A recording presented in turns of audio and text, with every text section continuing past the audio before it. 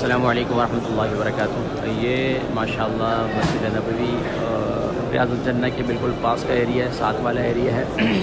یہاں میں آپ کو ایک چیز دکھانا چاہتا ہوں، وہ یہ ہے کہ یہ لکھا ہوا ہے، یہ دیکھیں مسجد النبوی علیہ السلام، یعنی کہ نبی کریم صلی اللہ علیہ وسلم کے دور میں جو مسجد تھی وہ یہ تھی مسجد، اور یہ یہاں سے لے کر یہ دیکھیں، یہ بھی ہے، یہ پلر بھی ہے، یہ پلر بھی ہے، یہ پلر، یعنی کہ یہاں سے لے کر یہاں تک یہ سارے پیچھے تک یہ سرکار علیہ الصلوۃ والسلام کے دور کی یہ مسجد ہے۔ اور پھر اس کے بعد باقی جو ہے پھر توسیع ہوئی تھی، تو سیدنا ابو بکر صدیق رضی اللہ عنہ کا گھر تھا، وہ لکھا ہوا خوف ہے سیدنا ابو بکر صدیق رضی اللہ عنہ۔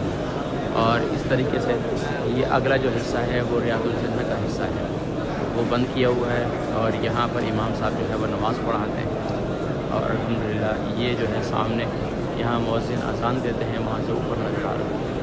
اور باقی یہ ماشاءاللہ اللہ تبارک و تعالیٰ آپ کو حرم طیبین کی بعد و حاضر نصیب فرمائے۔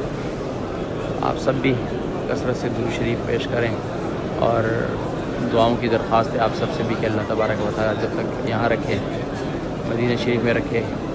کچھ دوستوں کے میسیج آئے کہ قاری صاحب ابھی تک کوئی آپ نے اور ویڈیو نہیں بھیجی، تو یہ بھی میں یہاں تلاوت کر رہا تھا، تو الحمدللہ اللہ تبارک و تعالیٰ آپ کو بھی یہاں آنا، یہاں قرآن پڑھنا یا نوافل پڑھنا، اور اللہ تبارک و تعالیٰ حج عمرے کی بار بار سعادت نصیب فرمائے، اور اللہ تبارک و تعالیٰ آپ سب کی ہم سب کی دعاؤں کو مستجاب فرمائے، اور اللہ کریم ہم سب سے راضی ہو جائے۔ اللہ کریم آپ کو بھی سرکار علیہ الصلوۃ والسلام کی بارگاہ میں صلاۃ والسلام پیش کرنے کی سعادت نصیب فرمائے، اپنی دعاؤں میں یاد رکھیں۔ السلام علیکم ورحمۃ اللہ وبرکاتہ۔ بار بار میں سب کو یاد کر رہا ہوں، خاص طور پر جو میری کانٹیکٹ لسٹ کے اندر میرے پاس ہیں الحمدللہ، اور میرے ساتھ جن کے رابطے رہتے ہیں، تو الحمدللہ ان کے لیے تو میں بار بار نام لے کر بھی دعائیں کرتا ہوں۔ اللہ رب العالمین سلامت رکھیں، اپنی اپنی دعاؤں میں یاد رکھیں انشاءاللہ۔